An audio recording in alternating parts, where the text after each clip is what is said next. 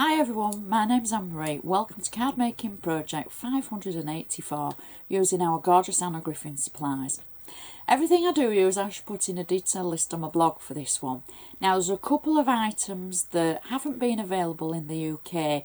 They were available across the pond last year and I've been very lucky to be able to get my hands on them. But if you are a friend in the UK, please don't get too strung up about having to use the same items that I use. Maybe you've got something in your stash and you can substitute it. So have a little think about what you might have and use instead, really. I will include lots of photos of both inside and outside on my blog of the project, just to give you a reminder. And it's just a beauty, is this one. Lots of layers, and I love the contrast in the colours, the blue and the pinks. It just works so well. So please give my videos the thumbs up if you've enjoyed them. Don't forget you can always share with your crafty friends, and you can always send me pictures of your creations because I love seeing what you've been up to. So without further ado, please sit back, relax, and let's have a look at today's gorgeous project. For today's tutorial, we're going to be using the Anna Griffin seasonal summer fall stamps.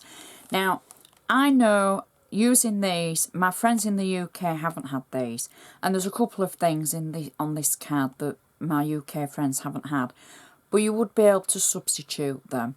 I'm going to use the stamp that says "So Very Grateful for You," and I'm going to be using it on the inside of the card, so you would be able to substitute that with the occasion of the stamp that you want to use. I'm going to be using Paper Tricks 2. This is a favourite of mine for all the things you can do with it. I'm going to be using the two swallowtail dies, the flag dies, banner dies, whatever you want to call them. I'm going to be using the large swallowtail and the smaller one. I'm also going to be using the reticulated border and frame dies. We're going to be using the large circle ornate layer, the shadow layer, and the inner ones as well. So we're basically going to use all of the round reticulated dies. Then we're going to use the rectangle ones as well. We're only going to be using the shadow layer of the large frame and the large frame itself. We're not going to use the inner two dies. So again, for my UK friends, you would be able to substitute these for dies that we've had. For the inner, you would be able to use the all square dies, maybe the circle one there and the shadow layer, and then one of the border frames that we've already had a long time ago, if you were lucky enough to get those. So you can always substitute things to build up your layers anyway, and just check your stash, see what you have.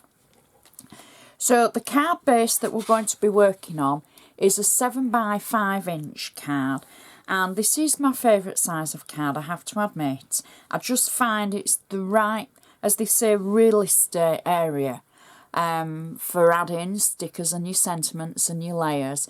And it just, for new card makers as well as advanced, it's just, I think, the right amount to fill. It's not too big and it's not too small, and it's still going to look like a masterpiece on a mantelpiece. So the first thing I've done is added my handmade by stamp. So this was a stamp from Anna Griffin in one of her collections. I use it on all my projects. I add my name so that if I give my card away, the person that I give it to will know who's made it when they've kept it for years. So it's just a good way of, for the person you give it to, the recipient, to know who's made it. I'm going to take my bone folder from the Anna Griffin tool collection set, and I'm just going to run it along the creased edge of our blank card base, just to make sure that that's a nice, neat score line, because it just makes it look a little bit more professional when it's stood up, and a little bit neater, I think. So we're going to do the inside first. I've taken a piece of ivory cardstock, and I've tapped an ink pad just around the edge, and it's a blue ink pad, could be any ink pad. I've used a distress ink, and it just gives it a variation in colour. Now it's a great idea for if you don't have matching cardstock. If your cardstock is just a slightly different tone, which mine actually is, if you don't have the same ivory, because different brands have different tones, it's a good way of just breaking it up for around the edge.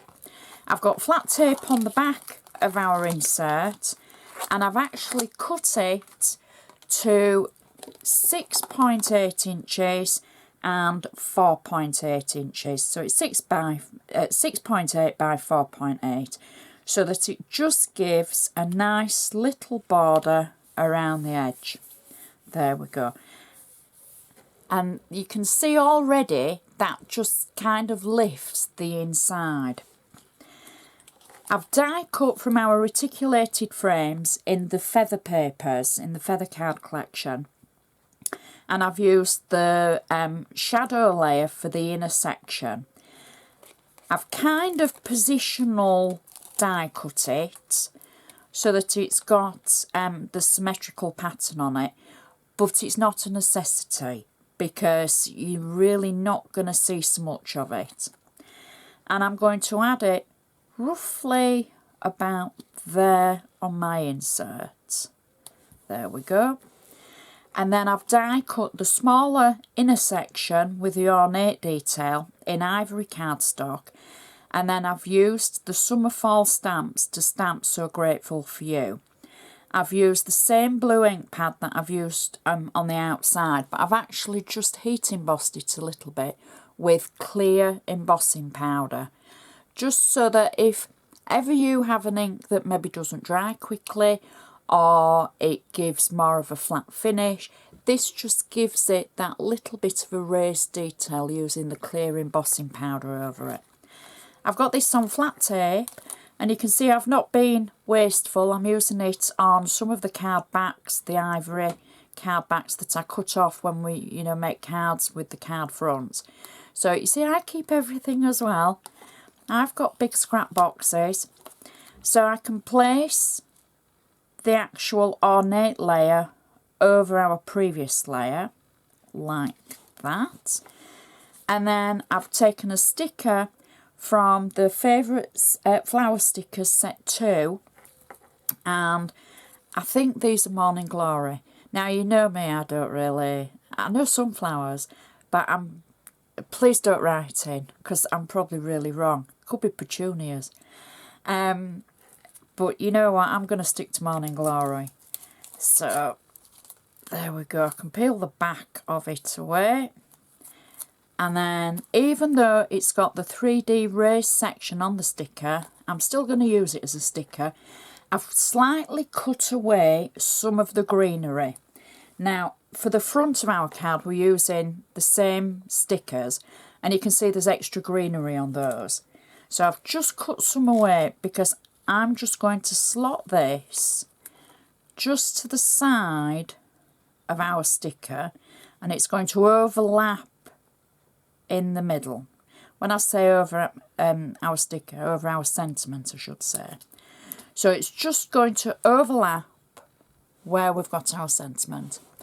And that is our insert complete, and that's going to absolutely match perfectly to the outside. Now I'm going to take my bone folder and make sure we've still got a nice neat edge along the side. And the first layer for the outside is going to look a bit peculiar. This is from the Anna Griffin feather card collection, and you can see I've cut into it. So because I'm kind of a frugal crafter, and I know I have emails from people saying, oh, you haven't saved that layer, you could have cut the centre out of it. I try to where I can, and I have done on this occasion. So these places where I've die cut from the centre, we're going to use those later on in the card. Now if I wasn't, I could die cut maybe a rectangle and take that piece away and use it for another project. But on this occasion we're going to use it further on in our project.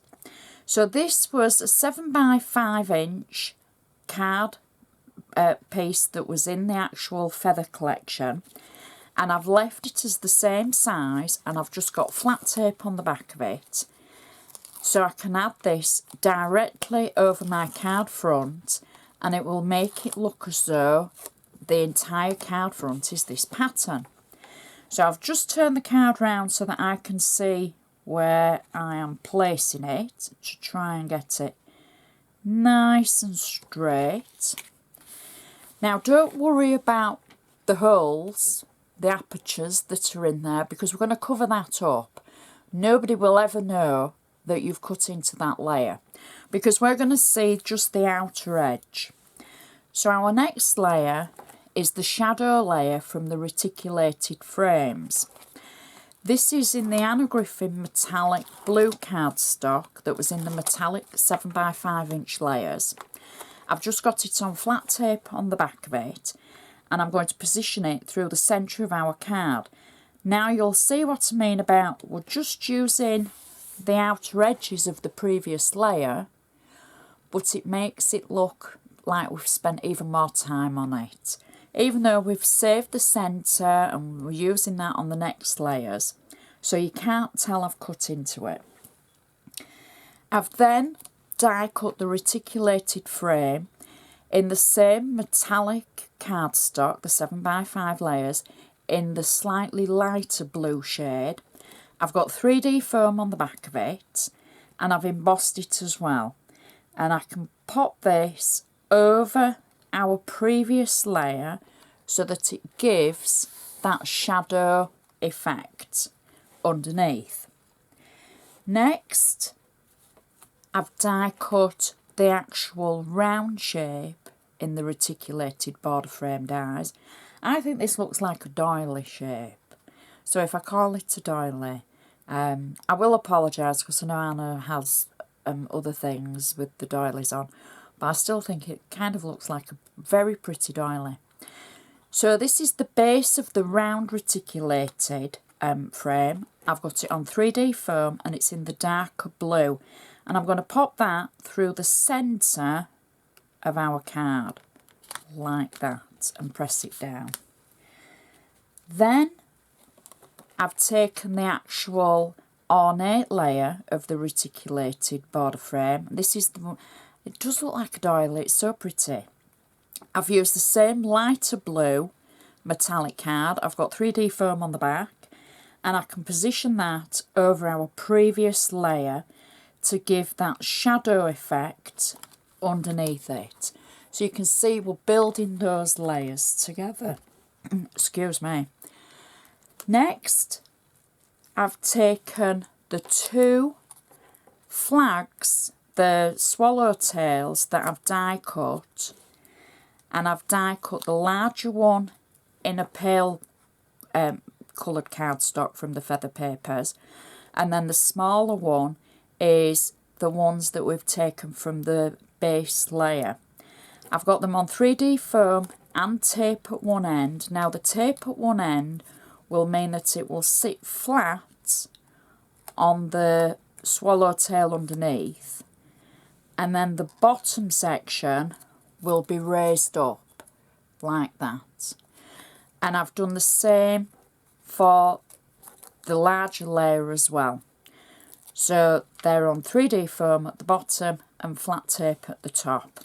So I'm going to take the tape off the back of the large layer, and then the actual patterned layer that I cut from our base layer from the feather paper, you know, where we were saving it.